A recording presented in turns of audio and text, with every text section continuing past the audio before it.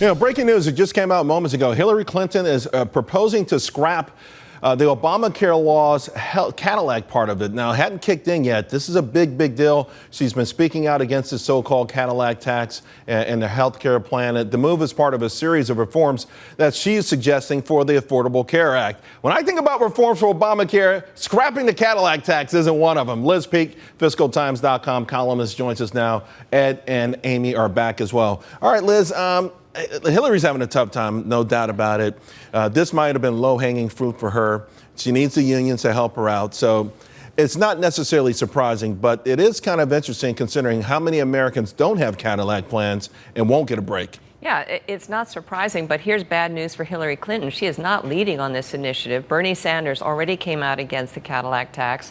Half the Senate, Democrats, have come out against it. It's very unpopular, and mainly it's unpopular with unions, amongst whose members are many of the people who are going to get these high-priced plans. The interesting thing is Hillary's desperate for union endorsements. She hasn't gotten very many. And in fact, many of the major union leaders are talking about basically sitting it out, waiting to see whether Joe Biden comes in the race, for example. So this is a struggle for her. And again, she'll get no traction here. The bigger news story was that she opposed the Keystone Pipeline. That infuriated some unions. So, I mean, she's playing catch up, and I don't think it's going very well. What do you think, Amy? I think those are all excellent points, and Hillary's got to do something.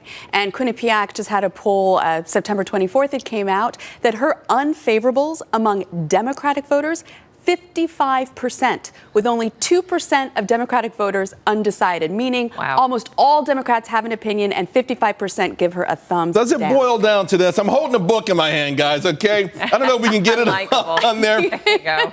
Unlikable. Does it just boil down to, is this simply unlikable?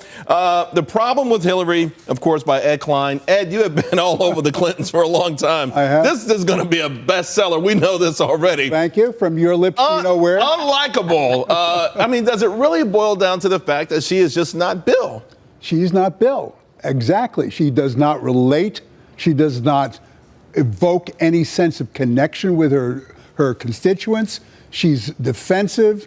And, in this book, Unlikable, I talk about Bill lining up Steven Spielberg to get acting coaches for Hillary so that she would be more likable. Oh, worst idea ever. But it's worse than that for Hillary. In just the past 8 weeks, her support among Democratic women has nosedived 29 points in 8 weeks, and 63% of Democrats, that's nearly 2/3, again, Democrats, her constituents, say that she is untrustworthy. And a lot of, Liz just talked about Biden coming into the race. One of the stories I heard you tell about her going in recently, Hillary going in recently into the Oval Office and blasting President Obama, like call off the dogs. Yes, call off the dogs on her email scandal, on her taking foreign donations for the Clinton Foundation, all of which has emanated from Valerie Jarrett in the Oval Office. She's been doing most of this leaking to the press. But at the end of the meeting, though, President Obama more or less said, "This is the bet you've made for yourself." He said very much those words. He said,